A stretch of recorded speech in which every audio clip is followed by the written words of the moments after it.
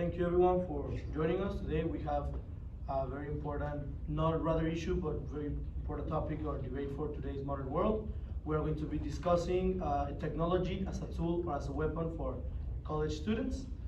In order to have an in-depth and real-life perspective on this problem, today joining us we will have two groups of a student and a teacher, each presenting their point of view on this topic.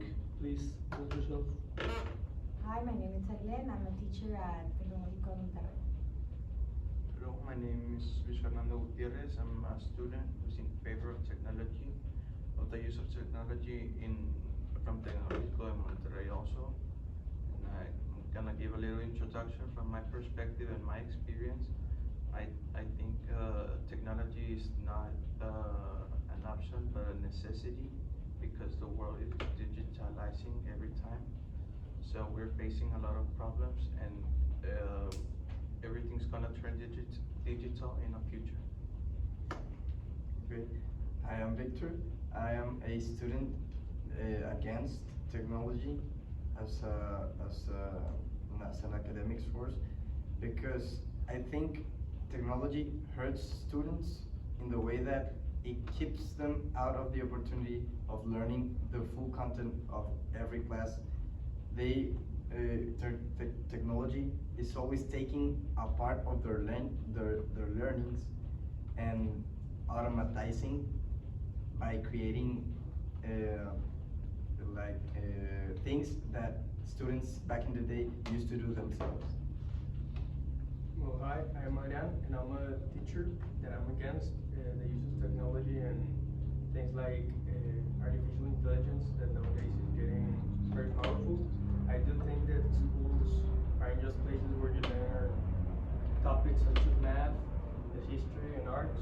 I do think that schools are places where people need to build other abilities such as critical thinking, personal thinking, and discipline. And with the abuse of this technology, they won't reach this. Thank you all for your very unique insights. Aileen, let's begin with you explaining your point of view, please. Yes, I think that, well, in this case, ChatGPT being like the main tool that we're talking about in this panel, I think it's a great opportunity for us teachers as well as students to take advantage of technology. I see ChatGPT as how Google was in its time. Obviously, there is this debate of if it's something good or bad. I think that it's how well are we going to use it in our academic activities. As Google was in its time, there were times where internet wasn't there, and people and students had to search in encyclopedias and from a book that had a lot of topics, will read it and going through it. And what Google did in its time was to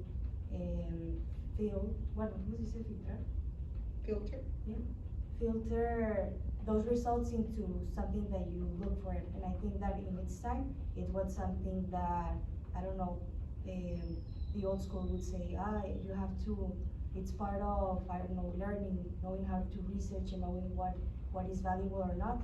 But what technology is doing to our society is, well,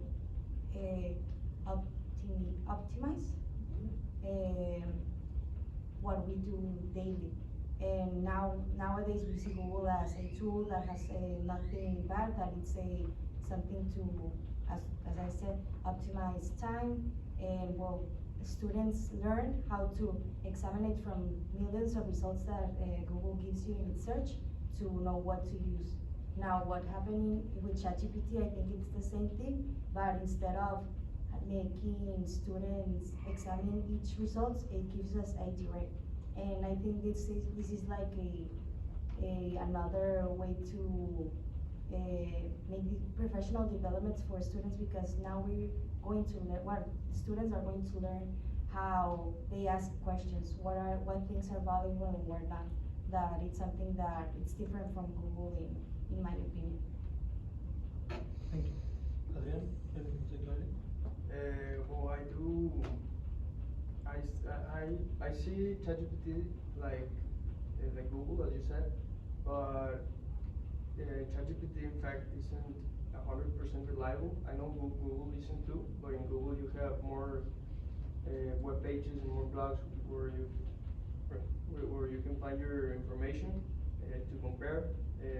But what I see nowadays is that people, well, students, rely too much on ChatGPT to do essays, to do their research for them, making them some sort of lazy. And also, ChatGPT doesn't provide information up to date. I think it was up to 2021 where it get its information. And can I say something? I think that based on what you said,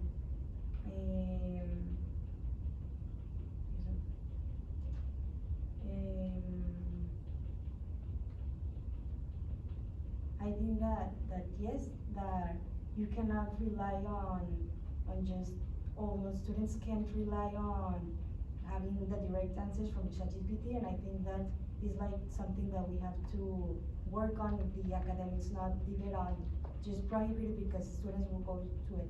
As how we started working with Google in its time, I think we also need to learn to work with students with ChatGPT, and well, also Google has sent like reliable information. So as students have to be critical on what is something that is valuable and what's not. I think that's something that it's important to work on. And oh yeah, that's my point.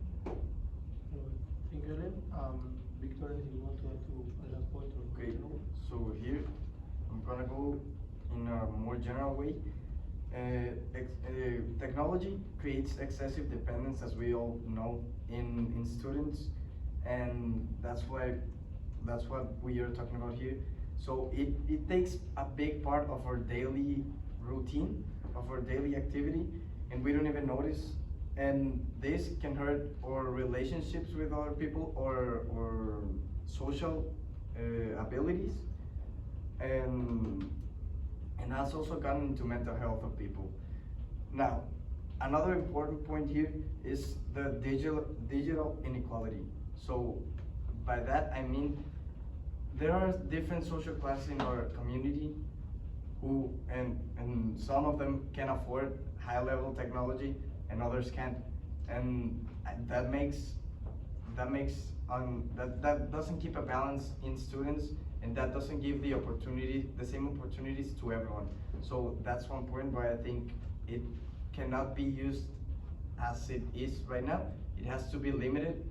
And now, I have other things that it hurts. So it also gives us distraction and reduced focus in classes, because as we all have seen, people, when the teachers are explaining their topics or explaining activities, people are just in their computers or their phones, and that keeps them from paying attention. Now, it has, as I said, negative impact in social skills. Then privacy concerns, because technology has also made our world more transparent, so people know what we're doing in our technological devices. And also labor impact. As my peers said, ChatGPT keeps students from doing their work completely. So when you get into an employment opportunity, the students won't have the abilities that students used to have back in the day, where they used to do their work completely and fully by themselves. And now talking about ChatGPT, they were saying we have to learn how to use it and get to a point in which it's beneficial for us. But I don't think there is one, because you cannot tell ChatGPT what to do and what not to do. A teacher cannot limit what ChatGPT can do for you. So if a student has ChatGPT, he can ask him to do an essay for him, or another student could just ask him for information.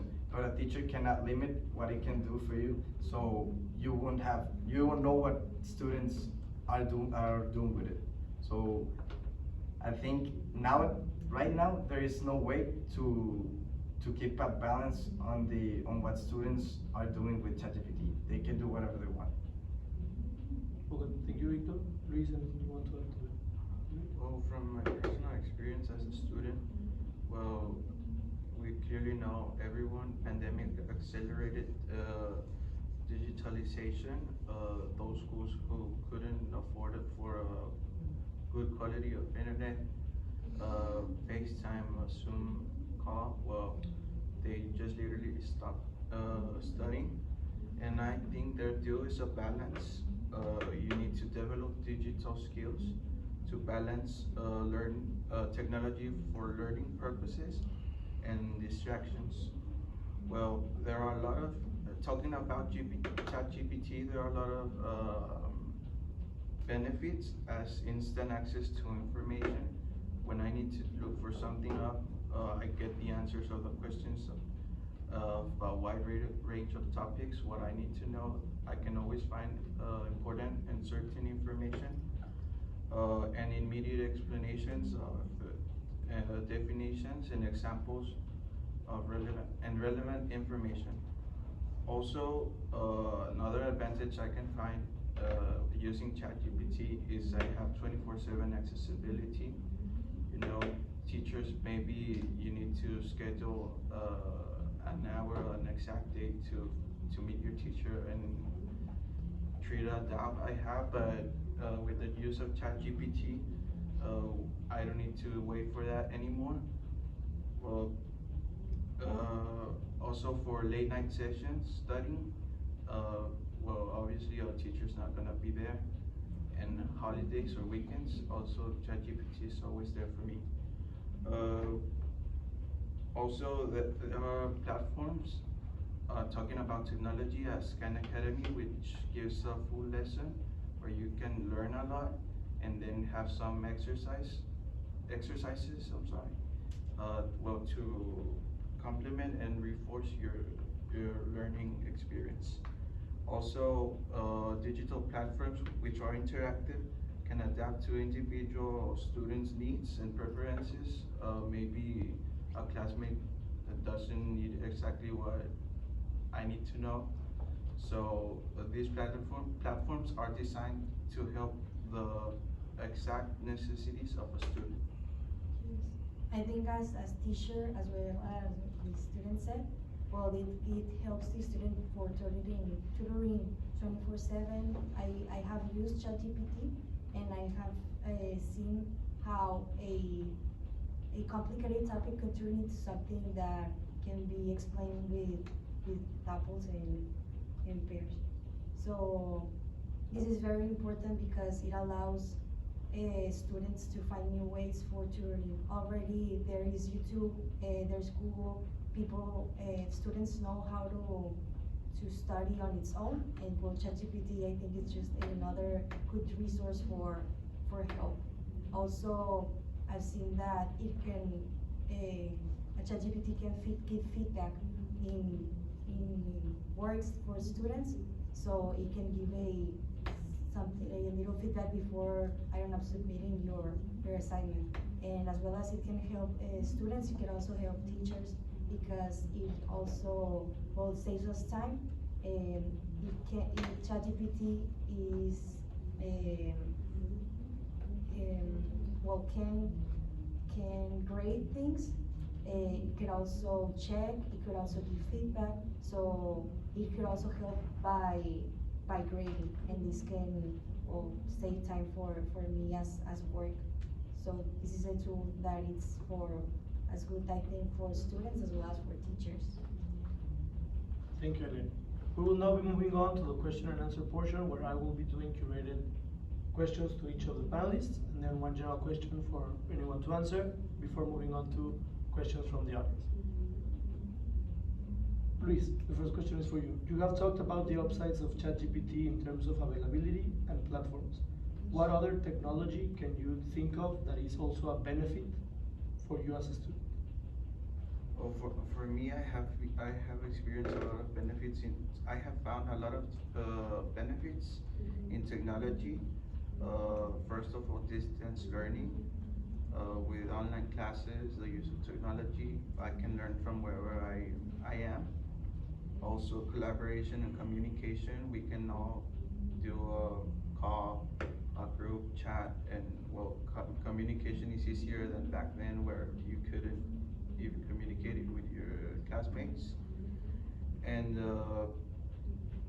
also, I think the most important benefit of this is my preparation for the digital world that is coming up for the rest of my life.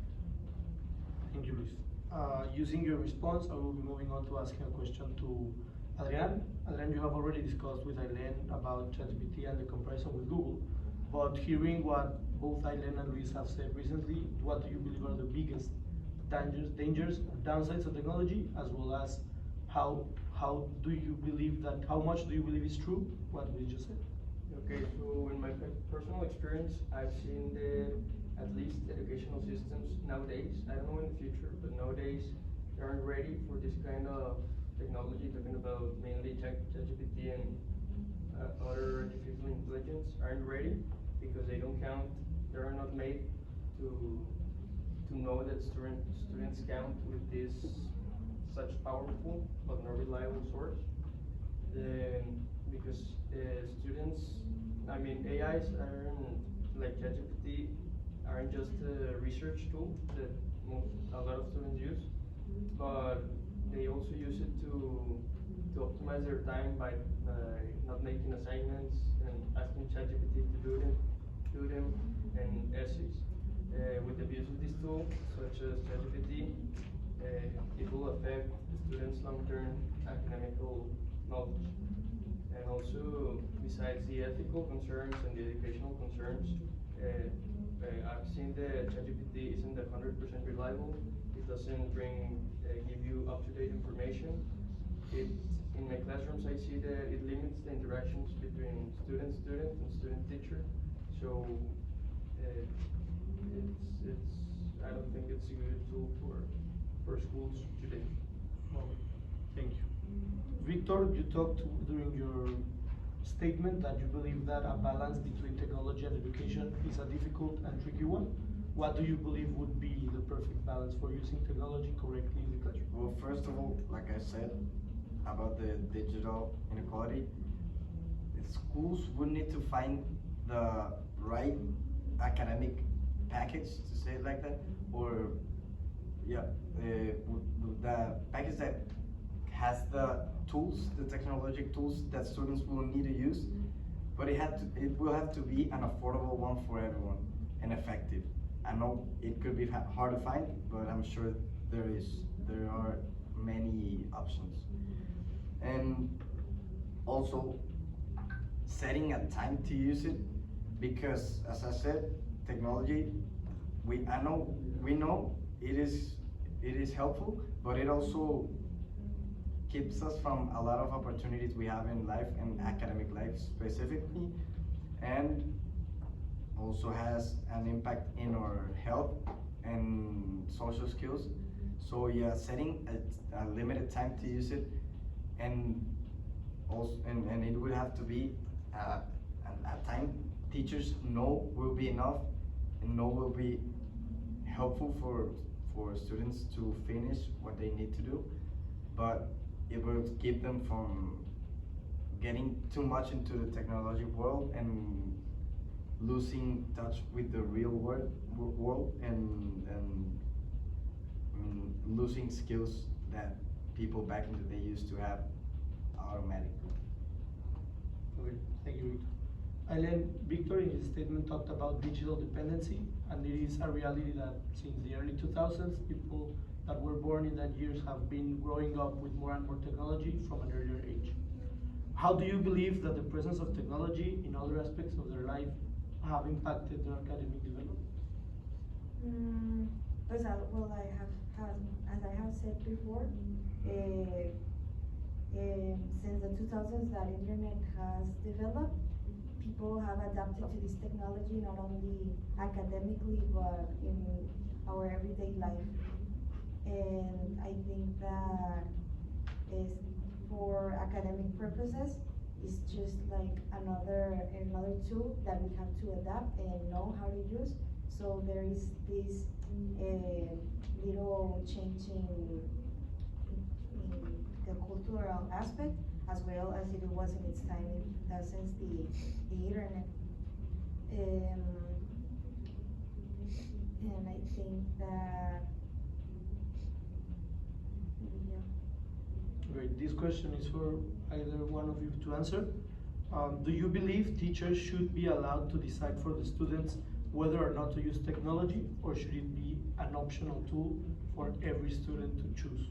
I think it should be an optional tool as well. I think there are a lot of teachers that give recommendation, not only ChatGPT, but hey, I advise you to use this thing, this other thing. It's just another tool, and we have to or show them what is the proper use to it. But I don't think it's something that people should feel obligated to. There are a lot of people who have different ways of learning. So this should be another tool for people, and if it's something that works for some people and it gives them as the proper use, the feedback, the asking questions, the having a tutoring, not using it for plagiarism, well, I think will be really an advantage. I also think that, well, plagiarism has always been there. It's always has been a risk to the academic system, and it has been there before ChatGPT. It has been there since Wikipedia. Then we have seen cases nowadays as teacher of plagiarism without using ChatGPT, but with the resources that we have now and that we have already work on. So I think that it's always up to the student on how it's gonna learn. Like, I don't think that we can control if plagiarism in ChatGPT, because we cannot control plagiarism in general. There have been tools like in Canvas that check from pages. I think that later on there will be another tool that will check plagiarism in ChatGPT. But since it's something new, I believe that I believe where this thought of this is a risk, is not good, comes from, but it's only, I think, in time that we will adapt to it. But I think we shouldn't or think that it's a bad thing from start. There are a lot of opportunities. Anybody else want to add something? Yeah, I think maybe today, ChatGPT, sorry. Today, it should be a decision of the teacher or institution, because while being a really powerful really powerful tool, I think today we don't have the restrictions to trust our students to use it to the good way or the proper way. So I think right now it should be up to the teachers and the institution. In the future, we might see maybe there are more restrictions, and as she said, the plagiarism checker and stuff like that. But nowadays, I think we should stay more traditional. Okay, thank you. We will now open the floor to some questions from the audience. Does anybody have a question?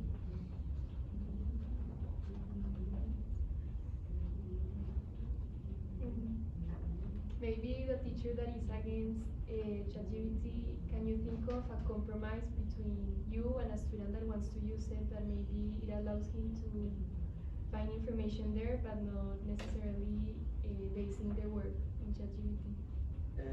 That would be up to trust.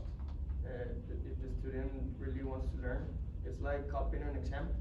If the student, at the end of the day, it's only affecting himself. And as a teacher, I don't want that to happen. So maybe an arrangement might be find a new program or give him alternatives of different sources he can use, or books. Yeah. Thank you. Any more questions? For the one in favor of ChatGPT, how do you think a student that used ChatGPT during his or her career could be more prepared than the one who didn't? I think that the student is going to develop skills of solving trouble, of knowing its way of using information, of well, there are abilities I think that he develops while doing this of asking the proper questions, knowing how to look for answers, and well, knowing how to use the resources that he has with him. I think in the jobs there's no one that is going to check what you're doing or how you do it. It's just like get the work done. So I think that this is just a resource or a help to know what resources are good to use. I don't know, to go that to know how to work on what you have with you. And I think there are another technologies that will be developed later on. So this is the way of adapting to this new or technological era. Okay, thank you very much. Okay, thank you. That is all the time we have for our panel. It is, well, the truth remains that this is a very controversial subject. Today, thanks to the insights of people that are living this problem, we now have two different perspectives and very different points of view and ways to analyze this. But the truth remains that technology has been evolving constantly from the late 1900s, and it will probably continue to do so, making this a topic that will probably still be relevant 30 to 50 years from now. Thank you to the panelists, and thank you for joining us. Very good.